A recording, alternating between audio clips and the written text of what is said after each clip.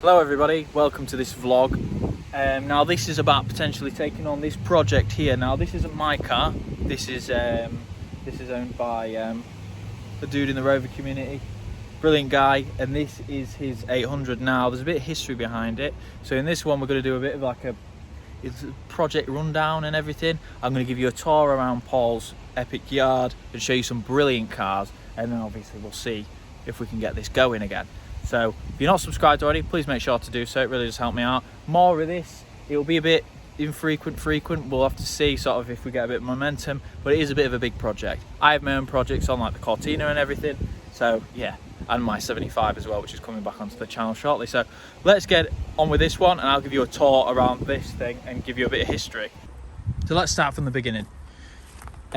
George bought this car about 9 years ago. So this car has been in his possession for 9 years and it hasn't been on the road for a while, as you can see by its MOT history here. So what he needed is somebody who sort of knows these cars and has a minor mechanical knowledge, but I'm downplaying that. I'm pretty decent at this now, I'd say, and pretty good for an amateur mechanic. He needs a bit of help getting it back on the road, and that's what I'm here for. So this car has been repaired, had its windscreen done quite badly, but I can comment on the repair, can't comment on the garage because I don't know the garage and I don't know the people involved, but that's shit. Of course, interior as well. He's got a new interior and everything ready to go in, and he's got a few electrical problems. One of the main issues is sucker doesn't start. So when you turn the key, the only thing you get is these lights here. Well, when you have the battery in, which we don't. Now, it's quite a heavy project because you push the clutch down, it goes straight to the floor. Oh, sorry, the clutch is literally stuck to the floor right now, and the the brake pedal goes straight to the floor. There's a few other issues as well with it. It definitely needs some new brake lines. It definitely needs to have that clutch checked, probably the clutch cylinder, and it needs to be able to reliably start. Now I think it could be something to do with the immobiliser, something to do with it's definitely an electrical problem that's causing it not to start, but it's sort of just been sat here for a while, and we really need to get it going.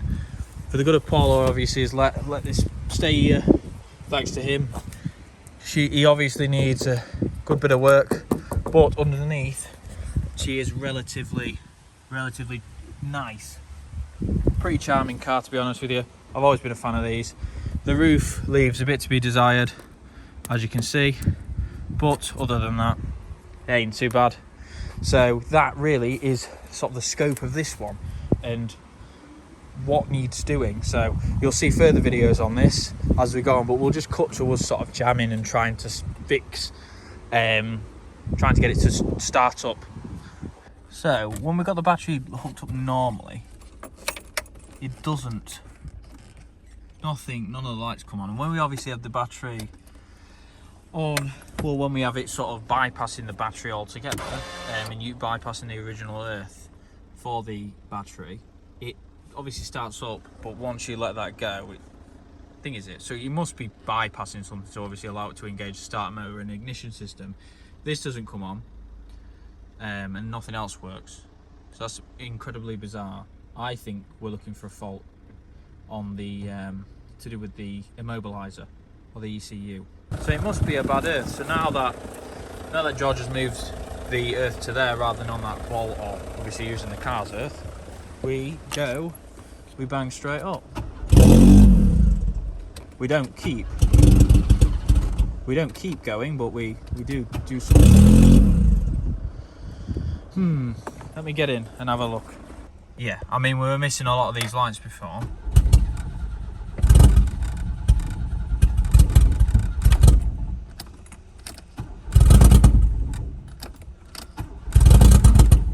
That's not running particularly well. Give it a second. Hello everybody. So to the uneducated, you don't know where I am. To the educated, you do. I'm at Paul Roverman's yard with the famous Project Nigel. I've been here before about 2 years ago, but I'm here with a purpose, which obviously you'll find out at some point in the video. So I thought this would be an interesting extra. You can see there's a lot of very nice cars around here, and Paul has kindly given me permission to have a good look around all of these. So what I'm going to do is I'll flip the camera around and I'll give you a quick tour of them. There's a few that I really like, and a few quite interesting cars that I'd love to own, such as something that's this way that you can't see. So first one's first, we have a Rover 800 Saloon Mark II Sterling. So he's got all the trimmings. These are, I've never owned one of these. It has the, because it's locked, it has the piped cream seats. I had those door cards on my Mark I as well. Incredibly nice car. Just absolutely love it. And look at the condition of the gear shifter, of the stick. It looks amazing. This would probably be 2.5, I think, KV6, something like that. You might know a bit more if you're subscribed to our friend Project Nigel. Just a brilliant car. It's got sort of the precursor to the crowns on it that my 75 used to have. Yeah, it's just looking okay. Decent project, I'd say. Look at that. I don't know what colour this is. Let me know in the comments if you know what colour this is, because I think it's absolutely... It's just a great colour for these. Commonly the sunroof apertures go on the Mark 1s and sometimes the Mark 2s, but we're looking pretty solid here all round. Another thing that usually goes is these trims. You can see we've got a bit of going on here, but on the Mark 2s it's not as much of a problem. Then we have the star of Paul's channel, Nigel himself, the Project Nigel.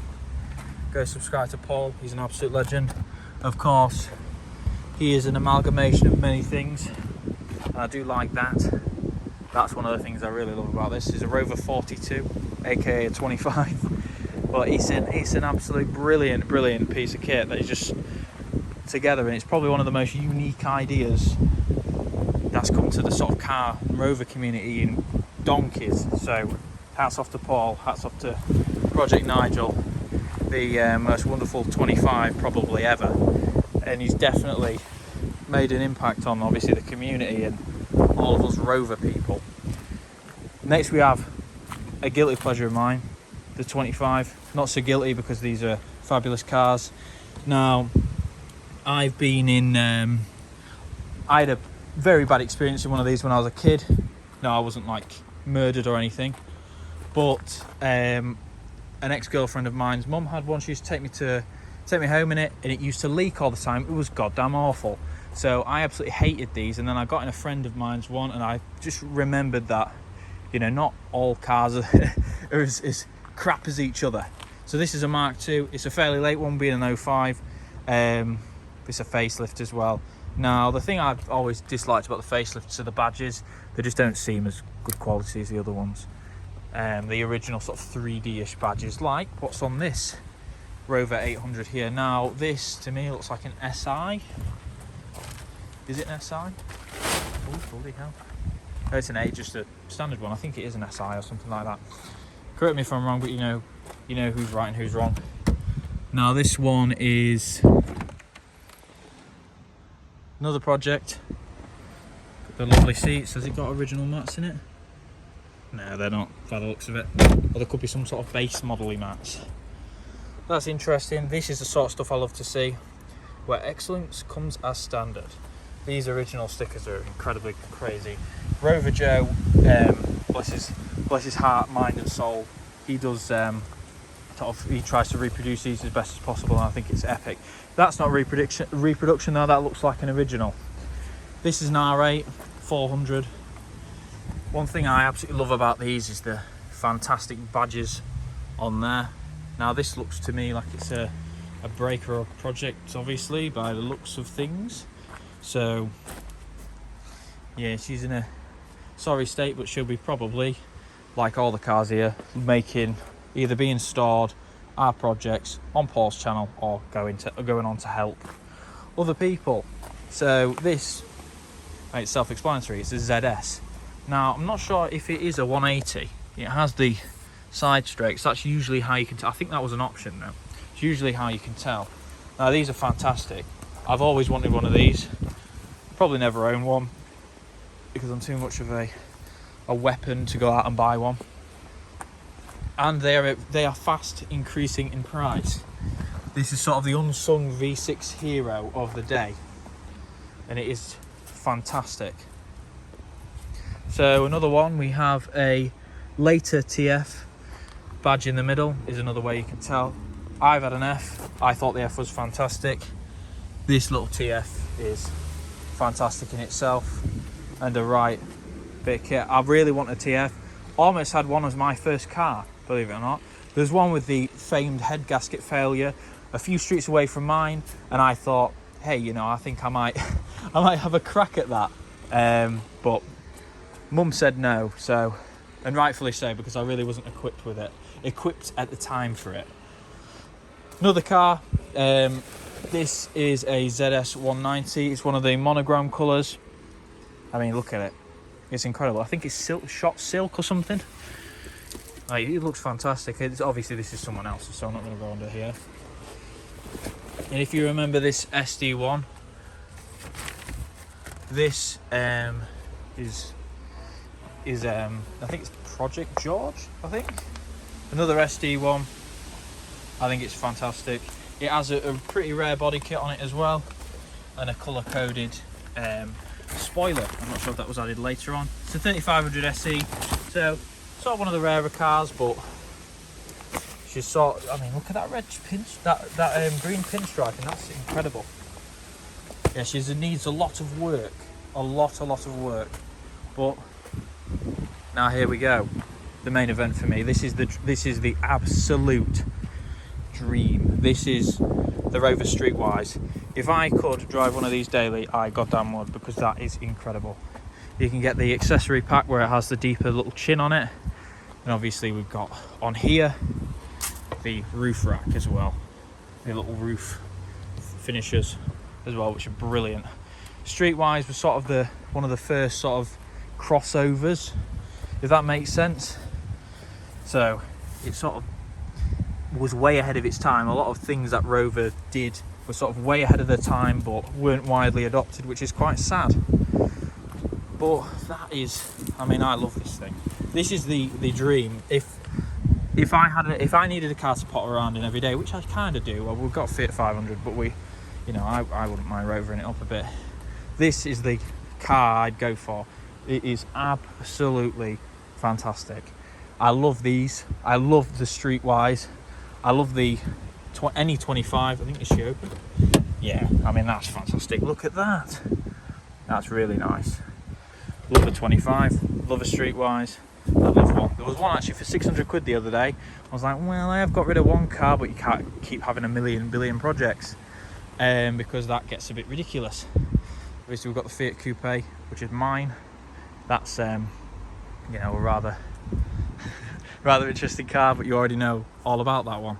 So we'll go have a look at two of the other cars at the front. It's another part of the tour. Now we move on to this 25. Quite a nice car. I really like it. It's one of the newer ones, so it's got the newer facelift lights. It's an 03. Lovely car. We've got this ZS as well. Not too sure about that. I know Paul's had a video on this one as well. And then we have this wonderful silver Tourer. So we'll cut back to me now and focusing on this and see if we can sort of get this finished off and get it started. So that is it for this one, everybody. Of course, stay subscribed for more, subscribe for more of this stuff. Drop me a comment below, what do you think of this one and what do you think of all of this brilliance. Check out Paul's channel, great dude, amazing guy, and yeah, we'll see you in the next one. Thank you for watching, keep watching, remember to subscribe for more of this, and I'll see you again.